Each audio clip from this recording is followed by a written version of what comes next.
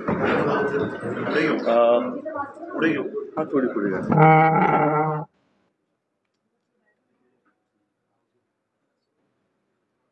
आज 3 एप्रिल आहे. साहजिकच आहे 3 एप्रिल म्हटल्यानंतर काल 2 एप्रिल होती. मी तारखेपासून सुरुवात एवढ्यासाठी केली कारण आपल्याला सर्वांना आठवत असेल, आठवू नये याकरता काल बिल मांडलं गेलं हा भाग वेगळा, पण आपल्याला तरी नक्की आठवत असेल की साधारणतः 1 महिना 15-20 दिवस आधी अमेरिकेच्या राष्ट्राध्यक्षांनी आपल्याला एक इशारा दिला होता की भारताने जे काही कर आहेत ते कमी करावे, नाहीतर आम्ही सुद्धा जशाच तसे कर लावू. आणि त्या कराला सुरुवात, त्या कराच्या आकारणीला सुरुवात त्यांनी त्यांच्या 2 तारखेपासून म्हणजे आजपासून आपल्या इकडे केले. शेअर मार्केट कोसळलंय अशी बातमी आहे. सेन्सेक्स बिन्सेक्स म्हणजे ही सगळी पडझड मोठ्या प्रमाणावरती होते. काल आपल्याला सर्वांना, निदान मला तरी अपेक्षा अशी होती की देशाच्या आर्थिक पाठकण्याचा हा विषय, कदाचित आर्थिक पाठकणा मोडेल की काय, आर्थिक संकट मोठं आपल्या देशावरती आदळेल की काय, अशी ही परिस्थिती असताना देशाच्या पंतप्रधानांनी, देशाच्या अर्थमंत्र्यांनी आणि देशाच्या परराष्ट्र मंत्र्यांनी बाकीचे सगळे विषय बाजूला ठेवून देशाला विश्वासात घ्यायला पाहिजे होतं. या संकटाचा मुकाबला आपण काय करणार आहोत, आपल्याला काय पावलं उचलण्याची गरज आहे, आपण काय केलं तर त्याचा परिणाम काय होईल, त्याचा दुष्परिणाम काय होईल, आणि अशी जर का काल त्यांनी भूमिका घेतली असती तर आणखीन एक गोष्ट सांगतो की मी जेव्हा मुख्यमंत्री होतो तेव्हा चीन घुसला होता आपल्या देशामध्ये, अरुणाचल वगैरे त्या भागामध्ये. कोरोनाचा काळ होता. माननीय पंतप्रधानांनी त्यांनी व्हिडिओ कॉन्फरन्स घेतली होती, म्हणजे ते सुद्धा तेव्हा घरी बसून काम करत होते. देशातल्या सगळ्या राज्यातल्या मुख्यमंत्र्यांना आणि प्रमुख पक्षाच्या नेत्यांना त्यांनी व्हिडिओ कॉन्फरन्सिंगद्वारे विश्वासात घेतलं होतं. आम्ही सगळ्यांनी एकमुखाने त्यांना सांगितलं होतं की आपण देशाचे पंतप्रधान आहात, आपण देशाच्या हिताचेच निर्णय घ्याल अशी आम्हाला खात्री आणि विश्वास आहे. आपण याबाबत जो काही निर्णय घ्याल त्याला आमचा पाठिंबा असेल. जर त्याच पद्धतीने हे देशासमोर येणारं आर्थिक संकट सगळ्या देशवासियांना त्यांनी सांगितलं असतं आणि सगळ्यांना विश्वासात घेऊन आपण काय पावलं उचलणार आहोत हे सांगितलं असतं तर बरं झालं असतं. आम्ही एकमुखाने एका क्षणाचीही चर्चा न करता त्यांना पाठिंबा दिला असता. दुर्दैवाने तसं झालं नाही. उलट आता असं वाटते की त्याच्याकडे दुर्लक्ष व्हावं. आपण काही त्यांच्याकडे काही करू शकत नाही, कारण पाकिस्तानला इशारा देऊ शकतो, चीनला देऊ शकत नाही, अमेरिका तर फार दूर राहिली. आणि मग काय करायचं, असं आहे त्याने ते जे काय करतील ते भोगत बसायचं आणि ते भोगतोय हे आपल्याला कळू द्यायचं नाही, म्हणून मग कुठेतरी वेगळे विषय काढायचे. आता हा एक खरा महत्वाचा मुद्दा. आज तरी मी अपेक्षा करतोय की आज तरी अधिवेशन सुरू आहे लोकसभेत आणि राज्यसभेत, सगळे विषय बाजूला ठेवून या आर्थिक संकटाबद्दल आपल्याला, आता पंतप्रधान मला वाटतं परदेशात गेले, परराष्ट्र मंत्री कुठे आहेत काही कल्पना नाही, अर्थमंत्र्यांनी तरी एक आवाहन केलं पाहिजे, बाकी गृहमंत्र्यांचा तर काय आनंदच आहे, पण त्यांनी देशाला शासकीय भाषेत अवगत केले पाहिजे. पण तशी अपेक्षा करणं यांच्याकडनं हे खूप मला असं वाटतं चुकीचं करेल. पण त्यांनी हे खरं करणं आज गरजेचं आहे. असो, नुकतीच ईद झालेली आहे. त्या ईदच्या वेळेला या सगळ्या लोकांनी ईदच्या मेजवान्या झोडल्यात. ईदच्या मेजवान्या झोडून ठेकर देऊन काल वक्फ बोर्डाचं बिल मांडलेलं आहे. योगायोग असा आहे की किरण रिजिजू यांनी हे बिल मांडलं. आता हे किरण रिजिजू यांनीच एकेकाळी गोमांस खाण्याचं समर्थन केलं होतं, त्यांनीच वक्फ बोर्डाच्या सुधारणेचं बिल मांडलं.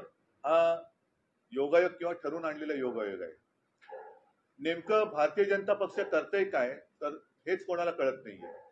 कारण कधीतरी सांगायचं औरंगजेबाची कबर खोदणार, मग त्यांची लोक उधळ फावडी घेऊन जातात, खाण्याला सुरुवात करतात, मग वरनं आदेश द्यायचा नाही नाही नाही खोदू नका, परत माती टाका, मग परत माती टाकतात. मग मध्येच म्हणायचं मशिदीत घुसून मारणार, लोक मारायला जातात, त्यांना सांगा थांबा थांबा थांबा, ते तुमचे बाकीचे हत्यार बाजूला ठेवा, हे सौगाते मोदी घेऊन जा. म्हणजे हे कळत असणे नेमकं काय चाललेलं आहे. लोकांना लढवायचं, झुंजवायचं आणि आपण आपलं राजकारणाच्या पोळ्या त्याच्यावरती भाजायच्या, हे असे विकृत राजकारण सध्या भारतीय जनता पक्ष करत आहे. मला काल मी साधारणतः मध्ये ही चर्चा बघत होतो. या चर्चेत वक्फ बोर्डातल्या काही सुधारणा आहेत, जरूर त्यातल्या काही चांगल्या आहेत, त्याच्याबद्दल काही वाद नाही. पण आतापर्यंतचा अनुभव असा आहे की यांचे दाखवायचे दात आणि खायचे दात हे वेगळे आहेत. गरीब मुसलमानांबद्दल त्यांनी जे बोलले त्याच्याबद्दल मी भाष्य करेनच, परंतु 370 कलम जे कलम काढले गेले काश्मीरमधलं, आम्ही पाठिंबा दिला त्याला. याचं कारण ज्या वेळेला तिथे जी काय अंधाधुंद एक बेबंदशाही चालू होती आणि अनेक हजारो काश्मीरी पंडित हे आपल्या देशात आपली घरं सोडून आपल्या इतर राज्यांमध्ये निर्वासितासारखं फिरत होते, तेव्हा हिंदू हृदय सम्राट शिवसेना प्रमुखांनी त्यांना महाराष्ट्रामध्ये आश्रय दिला. 370 कलम काढल्यानंतर जी एक आशा दाखवली गेली की सगळे काश्मीरी पंडित आपापल्या घरी परत जातील. आता 370 कलम काढून किती दिवस झाले, किती वर्ष झाली, त्या काश्मीरी पंडितांपैकी किती जणांना त्यांच्या जमिनी परत दिल्या गेल्या हे पहिलं त्यांनी सांगण्याची गरज आहे. म्हणजे वक्फ बोर्डाची जमीन जरूर त्याच्याबद्दल तुम्हाला काय निर्णय घ्यायचा तुम्ही घेतलाच आहे काल, पण काश्मीरी पंडितांच्या जागा तुम्ही देणार आहात की नाही परत? का त्यांना अजून त्यांच्या घरामध्ये, त्यांच्या हक्काच्या देशात, त्यांच्या राज्यामध्ये बिनधास्तपणाने जाता येत आहे? त्याचाही खुलासा गृहमंत्र्यांनी केला पाहिजे. त्याचबरोबरीने आपण पाक व्याप्त काश्मीरची जी जमीन आहे त्याच्याबद्दल काही भूमिका घेतलेली नाहीये. चीन तर मी असं ऐकलं की तो जो काय कुठला लेक आहे तो पेंगॉंग काय काय पेंगॉंग लेक, तिथला जवळपास 40,000 वर्ग किलोमीटरचा भूभाग त्यांनी व्यापलेला आहे. आपण कोणीच त्याच्याबद्दल बोलत नाहीये. ठीक आहे, वक्फ बोर्डाच्या जमिनी तुम्ही त्या ताब्यात घेणार असं दिसतंय, म्हणजेच काय की जमिनीवरती तुमचा डोळा आहे. बरं, कालची सगळ्यांची जर का भाषणं ऐकली तर मला वाटतं देशाच्या इतिहासात पहिल्या प्रथम देशाच्या संसदेत मुस्लिम समाजाचा कळवळा आणणारी भाषणं ही म्हणजे अतिशयोक्ती करायची झाली तर जिनानाही लाजवेल अशी मुसलमानांची बाजू घेणारी भाषणं ही खुद्द अमित शहापासून त्यांच्या सर्व मित्रपक्षांनी काल केलेली आहे. मग हे बिल नेमकं मुस्लिमांच्या विरोधात आहे का मुस्लिमांच्या बाजूने आहे? जर मुस्लिमांच्या बाजूने असेल तर त्याला विरोध करणारे आम्ही हे हिंदुत्व सोडणारे कसे? कारण मुसलमानांची ज्या पद्धतीने तुम्ही काल बाजू मांडले की गरीब मुसलमान को ये होगा, मुस्लिम महिलाओं को ये करेंगे, अमुक करेंगे, तमुक करेंगे, मग हिंदुत्व आम्ही सोडलं का तुम्ही सोडलं? कारण आमच्यावरती जो काय आरोप करताय की बाळासाहेबांचे विचार, काय बाळासाहेबांचे विचार? 95 साली जेव्हा त्या राज्यामध्ये सत्ता आली होती तेव्हा इथेच बीकेसी मध्ये हिंदू हृदय सम्राटांनी त्या मुस्लिम लोकांना मोठा त्यांचा जो काही इस्तेमा म्हणून उत्सव असतो तो करण्याची परवानगी दिली होती. आज तीच जागा या लोकांनी बरोबर व्यापारासाठी बुलेट ट्रेनच्या घशात घातलेली आहे. हे तुमचं हिंदुत्व आहे आणि तुम्ही आम्हाला बाळासाहेबांचे विचार शिकवणार? म्हणजे कालचे सगळे जी काय त्यांची भाषणं होती आणि सगळ्यात मला किरण रिजिजूंचं एक आश्चर्य वाटलं. अरविंद सावंत बोलल्यानंतर ते बोलले बाला साहब के आप ये थे तब हमको ऐसा लगता था. रिजिजू साहेब, मला पण काल वाईट वाटलं की तुमच्या तोंडावर, तुमच्या नाकावर टिचून नव्हे ठणकावून तुमचे मित्रपक्ष जदवीचे ते लल्लन सिंग बोलले, टीडीपीचे त्यांचे कोणते नेते ते बोलले, एका पाठोपाठ एक त्यांची भाषणं झाली की आम्ही मुसलमानांच्या, म्हणजे ते बोलले की हिताचं रक्षण करणार, आम्ही त्यांच्यासाठी अमुक करणार, आम्ही आणि हे असहाय्यपणाने म्हणजे असं चीन समोर किंवा अमेरिकेसमोर आपली अवस्था झाली. तसं अमित शहा असतील, पियुष गोयल असतील, रिजिजू असतील, राजनाथ सिंग असतील, हे त्यांच्याकडे बघूही शकत नव्हते, खाली मान घालून लाचारीने हसत होते. म्हणजे काय परिस्थिती आली की त्यांचा आधार घेऊन हे राज्य करतायत, त्यांच्या तोंडावर हे ठणकावून सांगतायत की आम्ही मुसलमानांचं रक्षण करणार, आम्ही अमुक करणार, आम्ही तमुक करणार. मग तुम्ही उठून सांगताय की हे बिल आहे ते मुसलमानांच्या हिताचं आहे. मग नेमकं हे बिल मुसलमानांच्या हिताचं आहे तर मग माझा प्रश्न परत तोच आहे, तर हिंदुत्व आम्ही सोडले का तुम्ही सोडलेलं आहे? कारण आम्ही त्याच्यामध्ये काही सूचना सुचवू इच्छित होतो. जसं काल अरविंद सावंत यांनी भाषण केलं की प्रत्येक जाती धर्माचे ट्रस्ट आहेत, उद्या आमचे देवस्थानाचे, मंदिरांचे काही ट्रस्ट आहेत, त्या ट्रस्टवरती जर तुम्ही गैर हिंदू मुद्दामून लादलात तर आम्ही सहन करू का? आम्ही नाही सहन करू शकत. मग तशा या वक्फ बोर्डावरती तुम्ही गैर मुसलमान टाकताय, तुमचा अधिकार आहेच, तो कोणी नाकारत नाहीये. म्हणजे या विषयावरती काल रवीश कुमार यांनी एक अतिशय चांगला व्हिडिओ केलाय आणि त्याच्यात त्यांनी असं म्हटलेलं आहे की चंद्रबाबू पूर्वी कधी मुख्यमंत्री होते तेव्हा नाव करायची तुम्ही बघा, त्याच्यात त्यांनी उल्लेख केलाय, जर का मी चुकत नसेल तर शामशाबाद इथे साधारणतः 1100 एकर जमीन ही विमानतळाला दिली. आता ती विमानतळाला जागा देताना राज्य वक्फ बोर्डाची परवानगी घेतली होती का, केंद्राची घेतली होती का, नसेल किंवा असेल. थोडक्यात काय की तुम्ही हे बिल न आणता सुद्धा जे तुम्हाला करायचंय ते तुम्ही करत होतातच. म्हणजे एअरपोर्टसाठी जागा तुम्ही घेतलीच, त्याला तो कोणी काही विरोध नाही केला. वक्फ बोर्डाच्या मध्ये जर काही अफरातफर चालली असेल तर जरूर त्याला पायबंद बसला पाहिजे, नक्कीच त्याच्यावरती पारदर्शकता आलीच पाहिजे. पण काही गोष्टी ज्या आहेत ज्या उगाच तुम्ही उकरून काढताय, जसं आता सगळं व्यवस्थित चाललंय, तुम्ही आता एवढं सरकार तिसरी टर्म तुमचं सरकार आलेलं आहे आणि देशाच्या विकासाच्या गोष्टी, रोजीरोटीच्या गोष्टी या सगळ्या बाजूला ठेवून अजूनही हिंदू मुसलमान, मग हिंदूंमध्ये मराठी अमराठी, मग मराठी माणसांनी खायचं काय, ही तुमची दादागिरी आम्ही नाही सहन करणार, अजिबात करणार नाही. आम्ही काय करायचं, आम्ही काय करणार, हे जर का तुम्ही आम्हाला आमच्यावरती लादणार असाल तर आम्ही ते सहन करणार नाही.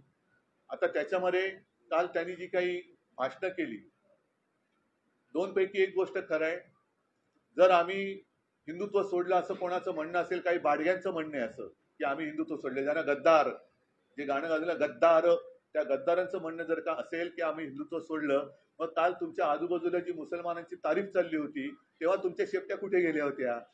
तेव्हा तुम्ही काय सोडलं होतं? लाज सोडली होती, लज्जा सोडली होती का? तुम्ही बोलला नाहीत की आम्ही बाळासाहेबांचे विचार मानणार आहेत, आम्हाला हे मान्य नाहीये, ही तुमची त्यांची चाललेली भलामण आहे, हे लांगुल चालन आहे, हे आम्ही मान्य करू शकत नाही, म्हणून आम्ही यातून बाहेर पडत आहोत, का बोलला नाहीत तुम्ही? आणि मग काही गोष्टी खऱ्या बरोबर खोट्या, जसं एक ती बातमी आलेली आहे, किरण रिजिजू जे बोलले की जर का मोदी सरकार आलं नसतं तर यांनी संसदेची जागा सुद्धा हडपली असती. आता ही लोकसत्ता सामना नाही, लोकसत्तेच्या ऑनलाईनची बातमी आहे की वक्फ बोर्डाची वक्फ अमेंडमेंट बिल, वक्फ बोर्डाला खरंच संसदेची जागा बळकायची होती का, अशी ती लोकसत्ता ऑनलाईनची बातमी, त्याचं मी प्रिंट आउट काढलंय. त्याच्यात पुढे असं दिलेलं आहे की वक्फ बोर्डाने खरंच संसदेवर दावा केला होता का. दिल्लीतील वक्फ बोर्डाच्या एका वरिष्ठ अधिकाऱ्यानं नाव न सांगण्याच्या अटीवर सांगितले की मी 18 वर्षापासून दिल्ली वक्फ बोर्डात काम करत आहे. बोर्डाने संसद परिसर किंवा लगतच्या संकुलावर कोणताही दावा केलेला नाही. माननीय मंत्र्यांचा हा दावा खरा नाही. म्हणजे हे तुम्ही सगळे ही गोष्ट ही लावालावी का करताय तुम्ही? एका ठिकाणी आपण बघतो की जसं मी स्वतः परवा फोन केला होता, एक आमचा कार्यकर्ता आहे मुस्लिम पुण्यामध्ये, त्यांनी हिंदू एका व्यक्तीवरती अंत्यसंस्कार केले, मी त्याचं कौतुक केलं. आणि शिवसेना प्रमुखांनी कधी सगळे मुसलमान देशद्रोही आहेत असं कधीही म्हटलेलं नाहीये, अजिबात म्हटलेलं नाहीये. आज सुद्धा आमच्याकडे साबिरबाई शेख यांच्यासारखे अनेक कडवट देशनिष्ठ हे मुस्लिम कार्यकर्ते कार्यरत आहेत. आता त्याच्याबद्दल एकदा भाजपने जाहीर केलं पाहिजे. आणि परत एकदा सांगतो की आज सुद्धा मी भारतीय जनता पक्षाला पहिलं पाहिजे आवाहन करतो, नाही तर आव्हान देतो की तुम्ही जर का खरोखर एवढे हिंदुत्व करत असाल आणि तुम्हाला मुसलमानांचा जर का तिटकारा असेल तर परत एकदा सांगतो की तुम्ही तुमच्या झेंड्यावरचा हिरवा रंग काढा आणि न पेक्षा ही जुमलेबाजी बंद करा. गरिबांमध्ये ह्या मारामाऱ्या लावाल्याव्या दरवेळेला ही भाजपाची वाईट सवय आहे की फटाक्याची वात पेटवायची आणि पळून जायचं, आणि तो फुटून सगळं झालं तर मग मिरवायला यायचं की आम्हीच लावली होती वाट. पण वाट लागली त्याची जबाबदारी कोण घेणार? तर पहिली वाट लावायची, मग वाट लागल्यानंतर आपण यायचं आणि आम्हीच सगळं काही केलं. ही वृत्ती जी आहे त्याचा आम्ही विरोध केलेला आहे. थोडक्यात आम्ही बिलाला विरोध करण्यापेक्षा यांच्या ढोंगाला आणि त्याच्यानंतर या जमिनी बळकावून यांच्या व्यापारी मित्रांना ते जे काही देणार आहेत त्या भ्रष्टाचाराला विरोध केलेला आहे. अमित शहा निकालामध्ये तुमच्या खात्यातील काही सुधारणा सुचवलेल्या आहेत बिलामध्ये, त्या जर सुधारणा झाल्या तर तुमचं काय? त्या सुधारणा काल त्यांनी करायला पाहिजे होत्या. बरं, त्याच्यामध्ये साधारणतः एकूण जे काही चित्र चाललं होतं म्हणजे प्रतिपक्ष, मी विरोधी पक्ष किंवा प्रतिपक्ष काय असेल ते, पण त्या ज्या काही सूचना होत्या त्यांना तुम्ही असं केलं होतं की तुम्ही मुस्लिम धार्जिणे आहात आणि हे हिंदू धार्जिणे आहेत आणि हे स्वतः जेवढं मुसलमानांचं लांगुल चालन करत होते ते बघितल्यानंतर मी म्हणेन की जिनांना सुद्धा लाज वाटली असेल की अरे आपल्याला नाही जे करता आलं ते यांनी केलं, भाजपने करून दाखवलं. म्हणजे जे जिनांनी केलं नाही ते काल संसदेत मुसलमानांची बाजू घेऊन भाजप आणि त्यांच्या मित्र पक्षांनी करून दाखवलं.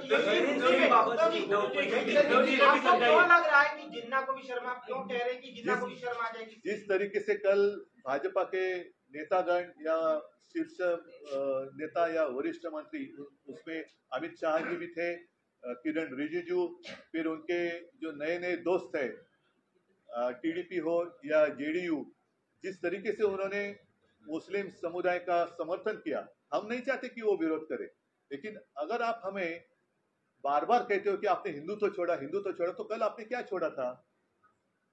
कल जिस तरीके से आपको एक प्यार आया था कि हम गरीब मुसलमानों के लिए ये बिल लाए हैं, गरीब मुसलमानों से इसका फायदा होगा, जो महिलाएं हैं उनके लिए ये कर रहे हैं। अरे भाई, आप जो कह रहे हैं और कर रहे हैं उसी को तो हम कहते हैं ना, जिसको मराठी में कहते हैं लांगुल चालन। सामने आपको चुनाव दिखाई दे रहा है, उसका शायद उल्लेख अमित शाह जी ने भी किया कि हम बंगाल भी जीतेंगे और बिहार भी जीतेंगे।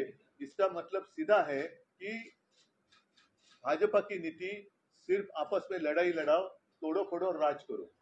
अभी जो भाजपा की जो चाल है, अभी बाला साहब होते तो कुछ और शब्द में कहते, उन्होंने भाषण में उसका उपयोग भी किया है, मैं नहीं कहना चाहूंगा। जिन्होंने वो भाषण कवर किया होगा उनको वो याद आएगी वो बात। एक उसमें बैल का जिक्र किया था, बैल जिस तरीके से जाता है खेत में, तो वैसे मत चलो, सीधा चलो।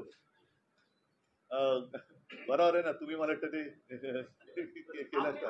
नहीं, एकच मिनिट। जो कुछ मैं कह रहा था कि हमेशा वो कहते कि आपने हिंदुत्व छोड़ा, तो मुझे पहले बताइए कि इस बिल का हिंदुत्व से क्या लेना देना है? और अगर आप मुसलमानों के लिए सारी चीजें कर रहे हैं, तो भाई हिंदू ने क्या आपका गुनाह किया है?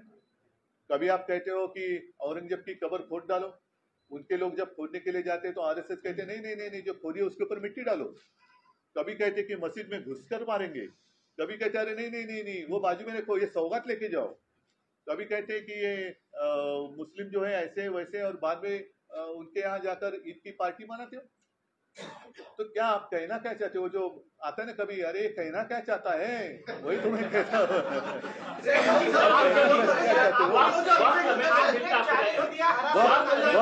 वक्त की जो बात है उसमें कुछ चीजें जरूर अच्छी है ना, मैं नहीं कहता, उसमें पारदर्शिता तो होनी चाहिए। अगर जहां भी कुछ गलत है तो गलत है, उसका समर्थन मैं या मेरी शिवसेना कभी भी नहीं करेगी। लेकिन आप जिस तरीके से वो पेश कर रहे थे, तो क्या पहले आपको भी समझ में आया है कि हम क्या कर रहे हैं? मुसलमानों के हित में कर रहे हैं कि उनके खिलाफ कर रहे हैं? ये तो पहले बताओ। और हमारा जो डर है कि आज आपने वक्फ बोर्ड की जमीन पर आपकी आंख है, हमारे जो मंदिर का ट्रस्ट है उनके पास भी काफी सारी जमीन है, क्रिश्चियन लोगों के पास जमीन है, गुरुद्वारा के पास होगी, बौद्ध विहार के पास होगी। अगर आप मुसलमानों की बात आज कर रहे हैं, कल हमारे ऊपर भी आपकी नजर आएगी। और फिर व्यापार आप करना चाहते हो तो सीधा करो, और अगर जमीन ही चाहिए तो जाओ ना, वहां चीन जहां घुस गए हैं वहां की जमीन दे दो अपने दोस्तों को।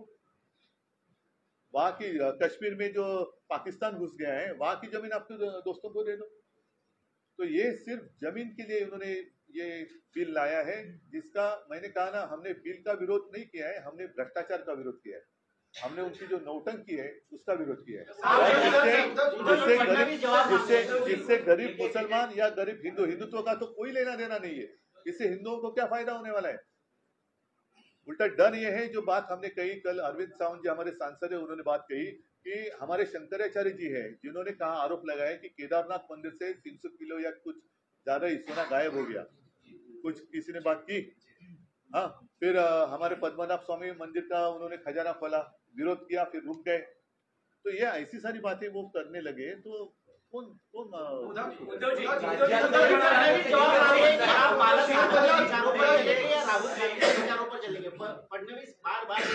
पहले फडणवीस को मैं पूछना चाहता हूँ कि आप अटल जी के विचारों पर चलेंगे या नवाज शरीफ के विचारों पर या जिना के विचारों पर चलेंगे?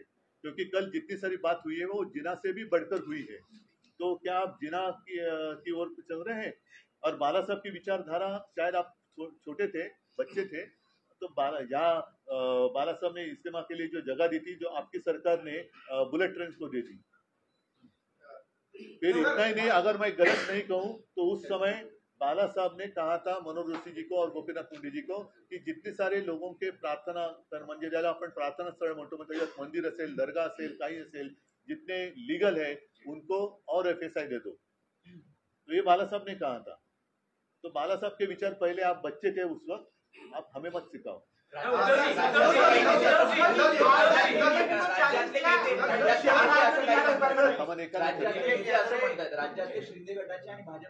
गद्दार लोक आपले खासदार काही नाराज आहेत, त्यांना समर्थनार्थ जाऊ दे एसएनसी. नाही, उद्धवजी, एक विषय असा आहे, तुम्ही म्हणता की विधेयकानंतर काही ये काफी महत्वपूर्ण बात है. मैंने जैसे पहले मराठी में कहा उसको दोहराता हूँ. मैं आज मेरा आग्रह है सारे विषय बाजू में रखकर आज राज्यसभा और लोकसभा में ये जो संकट हमारे ऊपर मंडरा रहा है उसके लिए हम क्या करने जा रहे हैं, क्या करना चाहिए, सबको अवगत करना चाहिए. और मैं भरोसा विश्वास दिलाता हूं कि देश के हित के लिए अगर आप कुछ वहां करना चाहते हो कि नहीं अमेरिका ने ऐसे किया तो हमें ये करना पड़ेगा, तो हम उसका समर्थन करेंगे. लेकिन ये करो, ये देश के हित के लिए. और अब वो जो उन्होंने टैक्स लगाया है, टैरिफ लगाया है, वो हिंदू मुस्लिम नहीं जानता, वो अपने देश के ऊपर लगाया है. तो नुकसान तो सभी का होने वाला है.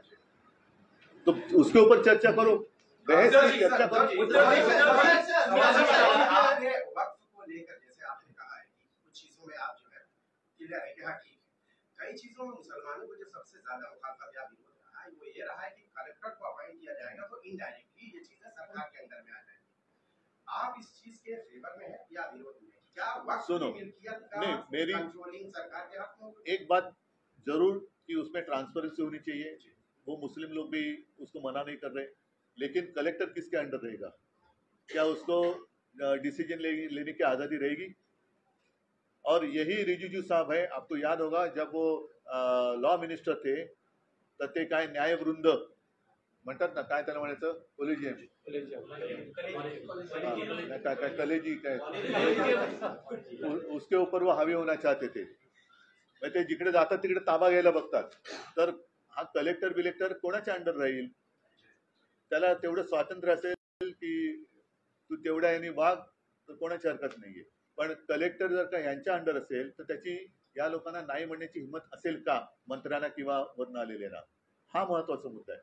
कलेक्टरला ते विरोध का करतायत? कारण कलेक्टर हा सिस्टीम मधला एक भाग आहे. आणि जर का याने असं ठरवलं, आदेश दिले की कुछ भी होने दो, ऐसा करना है, तो क्या करेंगे आप?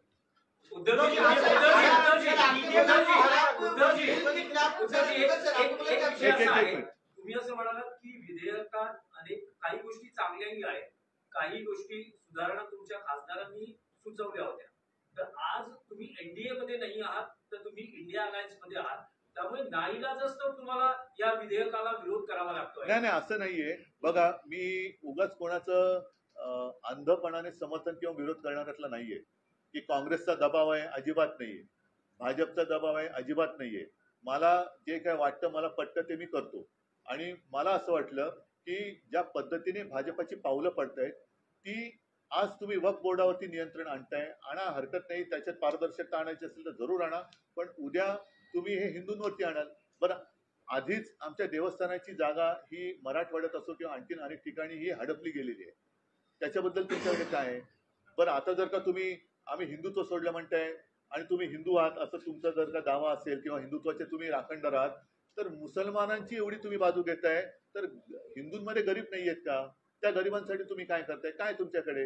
आणि आता सुद्धा ह्या वक्फ बोर्डाच्या जागेमुळे तुम्ही गरीब मुसलमानांना काय फायदा करून देणार आहात? पण जर तुम्ही एनडीए मध्ये असता तरी हीच भूमिका घेतली असती. आम्हाला जे पटलं नसतं ते त्याही वेळेला आम्ही मांडलेलं होतं. नोटबंदीच्या वेळेला सुद्धा मी बोललो होतो. त्याही वेळेला आपल्याला लक्षात असेल की मोदीजींचं सरकार आल्या पहिल्यांदा मुंबईतल्या लोकल ट्रेनची दरवाढ झाली होती, मी त्याला विरोध केला होता.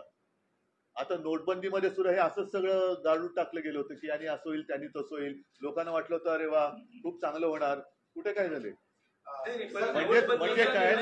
म्हणजेच काय की संसदेत नाही तर यावर मतदान झालेलं आहे आणि प्रत्येकाला आपली बरोबर आहे. मांडावी लागेल. त्यामुळे मी विचारतोय, जर तुम्ही एनडीए मध्ये असता तरी आम्ही हीच भूमिका घेतली असती की तुम्ही यांच्या, कारण का आता हे एवढ्या वर्षानंतरचा जो अनुभव आहे की त्यांचं प्रेझेंटेशन खूप छान असतं, म्हणजे त्याच्याबद्दल वादच नाही. म्हणजे सगळ्यांची भाषणं ऐकली तर तुम्ही म्हणाल अरे वा हे आपल्याला करणं गरजेचं आहे. पण एक बारकावा त्यातला आहे की तुम्ही मुसलमानांच्या हिताची गोष्ट करताय का मुसलमानांच्या विरोधातली गोष्ट करताय की हिंदूंच्या हिताची गोष्ट करताय की हिंदूंच्या विरोधातली गोष्ट करताय? नेमकं या बिलामागचा जो उद्देश आहे, कारण तेच आमच्यावरती ते एसएनसी वाले बोलतात की आणि हिंदुत्व सोडलं, देवेंद्र म्हणतात बाळासाहेबांचे विचार सोडले. पण नेमकं तुम्ही काय करताय की असं तुम्हाला काय वाटतं की तुम्ही मुसलमानांचं लांगुल चालन करताना जर का आम्ही त्याला विरोध करत असू तर हिंदुत्व आम्ही सोडले का तुम्ही सोडले?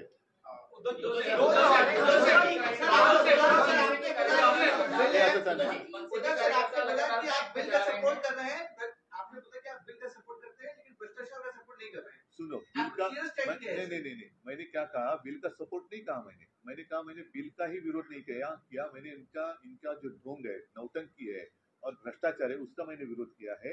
लेकिन उसमें जरूर कुछ अच्छी चीजें है, लेकिन और हमारी या अन्य पक्षों की सूचनाएं ले लेते तो इतने विवाद करने की आवश्यकता ना होती।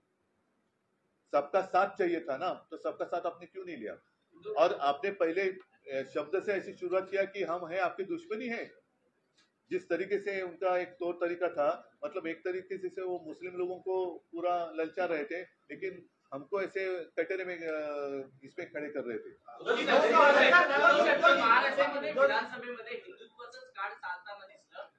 पण आता नाही पण आता एवढ्याच निवडणुका होतील असं मला नाही वाटत। पण महापालिका निवडणुकीमध्ये तुमच्या या म्हणजेच काय, हिंदुत्ववादी मतदार तुमच्या नाही अजिबात नाही होणार। पण यावेळेला भाजपने मुसलमानांची बाजू घेतलेली आहे, हेच तर मी सांगतोय। यावेळेला मुसलमानांची बाजू ही भाजपने घेतली आणि म्हणून जिनांना लाजवेल अशी भाषणं काल भाजप आणि त्यांच्या मित्रपक्षाने केले। त्याच्यामुळे आता हिंदूंनी जागा व्हायला पाहिजे की अरे आपण यांना निवडून दिलं, पण हे मुसलमानांची बाजू घेत आहेत। कधीतरी रामनवमीला राम मंदिर किंवा हिंदू वस्तींमध्ये यांनी काही वाटलंय का? हनुमान जयंतीला वाटलंय का? होळीच्या वेळेला का पुरणपोळ्या वाटल्यात का? मग सौगा ते मोदी वाटताय, ही कोणाची बाजू आहे? म्हणजे सगळेच जण बरोबर त्या वेळेपुरते पाहिजेत।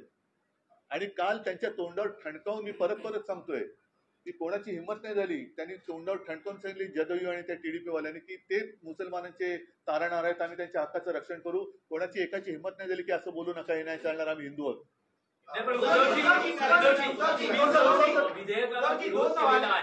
तुमच्या पक्षाच्या कार्यकर्त्यांना ही भूमिका पटेल का? पटेल का म्हणजे पटलेलीच आहे। याचं कारण असं की आमची भूमिका स्वच्छ आणि स्पष्ट आहे। एक तर पहिली गोष्ट, या बिलाचा हिंदुत्वाशी काडीचा संबंध नाहीये। दुसरी गोष्ट, ज्या पद्धतीने काल परत एकदा सांगतो, अमित शहांसह किरण रिजिजूंसह सगळ्यांनी मुसलमानांचं लांगुल चालन केलेलं आहे आणि केवळ हे कसं आम्ही मुसलमानांच्या हिताचं आहे हे मानतो आहोत, हे दाखवल्यामुळे आता हिंदूंची सुद्धा डोळे उघडलेत की अरे हे आपला सुद्धा वापर करून घेत आहेत। त्याच्यानंतर यांची ती जी वेडी वाकडी चालते, कधी कबर खोदायची, कधी त्याच्यावर माती टाकायची, कधी मशिदीत घुसायची भाषा करायची, तर कधी त्याच मशिदीमध्ये त्याच लोकांना भेटी घेऊन पाठवायचं, कधी इफ्तार पार्ट्यानं जायचं, कधी गोमांस हे करता म्हणून मारायचं, कधी मॉब लिंचिंग करायचं, पुन्हा त्यांच्याचकडे जेवायला जायचं। हे सगळे जे चालले ना, यांची धरसड उडती ही आता हिंदूंना सुद्धा कळलेली आहे। म्हणून आता हिंदू हा जागा झालेला आहे। त्याच्यामुळे तुम्ही जे म्हणता ना की उद्या कुठे निवडणूक झाली तर भाजपला भारी पडणार आहे। महायुति को कांग्रेस ने कहा है कि उनको गजनी सिंड्रोम हो गया, डाउन सिंड्रोम की तरह, ये भूल गए हैं जो वादे हैं। और उसके पहले अगर की बुआई से पहले अगर ये कर्जमाफी का जो वादा उन्होंने किया था नहीं करेंगे, नहीं, ये अलग विषय हम बात कर सकते हैं। और यही विषय पर जो आपने अभी सवाल पूछा, काफी सारी बातें हो सकती है। जो मैंने आज की प्रेस ले ली है कि इनका दिखावा अच्छा होता है, प्रेजेंटेशन बहुत ही बढ़िया होता है, लेकिन अंदर जब मतलब पिक्चर का ट्रेलर बहुत अच्छा होता है, लेकिन पिक्चर बहुत डरावना होता है। और कल जो उन्होंने दावे किए कि काफी सारे मुस्लिम लोगों ने हमें पत्र दिए, उसका समर्थन किया, आज परत हा लोकसत्तेतलीच बातमी आहे की नक्षलवाद्यांच्या शांती प्रस्ताव पत्रकाने चर्चेला उधाण। आता केंद्र सरकारने कारवाई थांबवून चर्चा करण्याचे आवाहन नक्षलवाद्यांनी केले आहे, मात्र पत्राच्या सत्यतेवरही प्रश्न उपस्थित होत आहेत। हे असं सगळं ह्या गोष्टी चाललेल्या आहेत आणि ह्याच्यामध्ये आम्ही हिंदू वेड्यासारखे त्यांच्या मागे धावतोय की काहीतरी आमचं होईल, काहीच होत नाहीये। घरदार उद्ध्वस्त होत आहेत, कोणाला रोजीरोटी मिळत नाहीये, नोकरी धंदा मिळत नाहीये।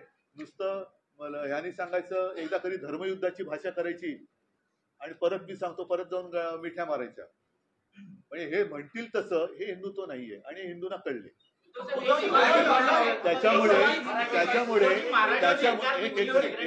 त्याच्यामुळे मी भाजपला खरंच धन्यवाद देईन की कालचं त्यांनी तो जो काय वक्फ बोर्डाचा विषय घेतला, त्याच्यामुळे देशातल्या तमाम हिंदूंसह सगळ्यांचे डोळे उघडले की भाजपचं खरं रूप काय हे लोकांच्या समोर आलं। बीजेपी को अपना हरा झंडा निकालना चाहिए। हरा झंडा नहीं, झंडे हरा पर रंग जो निकालना, अगर वो हिंदुत्ववादी है और हमारे ऊपर जो आरोप लगाते हैं कि आपने हिंदुत्व को छोड़ा, तो आपको अगर इतनी नफरत है तो आप हरा कलर निकालो ना। महाराष्ट्र सरकार ने एक आदेश निकाला है जिसमें कहा गया है कि कोई भी फाइल हो वो अजीत पवार से लेकर एकनाथ शिंदे के तरफ से ऊपर सीएम तक जाएगी। क्या इस सरकार को खुद ही के एलाइज पर विश्वास नहीं है, जहां पर एक ये इस तरह का जो माहौल है जो नहीं, ये रही अपनी यहाँ की बात। लेकिन मैं और एक बार बात दोहराऊंगा कि कल जिस तरीके से उन्होंने उनकी जो अलायंस की पार्टी है आरजेडी या जेडीयू आणि टीडीपी, और जिस तरीके से उन्होंने सीना तान कर कहा कि वो मुसलमान के हित की रक्षा करेंगे, कोई एक की भी हिम्मत नहीं हुई, ना अमित शाह की हुई, ना राजनाथ जी की हुई, कि उन्होंने कहा था कि ऐसे नहीं कहना चाहिए, हम ये हिंदुत्व के खिलाफ है, चुप बैठो। नहीं कह सके क्योंकि वो लाचार है, उनकी सहायता लेके वो सरकार चला रहे हैं, वो क्या हमें हिंदुत्व सिखाएंगे। आता हा एकच मुद्दा आहे, हा 1914 आपला 2014 ज्या वेळेला आम्ही हिंदूच होतो आणि युती भाजपने तोडली होती, आम्ही नव्हती युती तोडली, आणि तेव्हा स्वतंत्र भाजपाचा हा स्वतंत्र फेकूनामा होता, नाही काय जाहीरनामा होता, त्याचं हे कव्हर आहे, त्याच्यामध्ये हे वाक्य आहे, ह्या वाक्याचा अर्थ कोणीतरी मला माहिती, आता तुम्ही हास्य जत्रा बघत असेल तर ते आहे ना, सुमारियाचं वगैरे, कोई मुझको मुझे कान में आकर ऐसा करके बता तर या शब्दाचं हे मुस्लिम धार्जिणे हिंदू धार्जिणे कोणाचे आहे? त्यांनी सामाजिक न्याय या सदरात म्हटलेलं आहे की वक्फ बोर्डाच्या जमिनींवर घुसखोरी करणाऱ्यांवर कारवाई करून या जमिनी परत करणार, ज्या प्रकरणात न्यायालयाने बोर्डाच्या बाजूने निर्णय दिले आहेत त्याची काटेकोरपणे अंमलबजावणी करणार। आता हा त्या भारतीय जनता पक्षाचा जाहीरनामा आहे। फडणवीसांना विचारा, हे कोणाच्या पावलात पाऊल टाकून तुम्ही वचन दिलं होतं, जिनाच्या की अटलजींच्या? हे मोहम्मद अली जिनाच्या पावलात पाऊल टाकून तुम्ही वचन दिलं होतं की अटलजींच्या पावलात पाऊल ठेवून, का मोदींच्या नवाज शरीफचा केक खाल्ल्यानंतरचं पाऊल आहे?